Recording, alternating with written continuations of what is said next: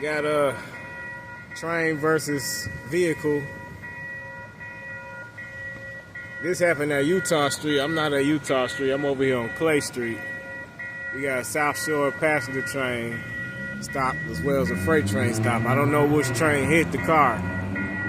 It's crazy because I just recorded this very same freight train not even 15 minutes ago. And one of these trains ended up hitting somebody.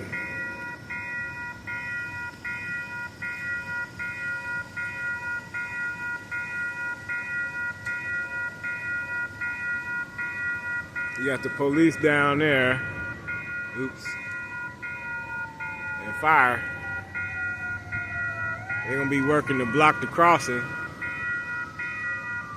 It's definitely a train versus passenger, a train versus car, I should say. I think one passenger on the train is complaining about being injured. I don't know.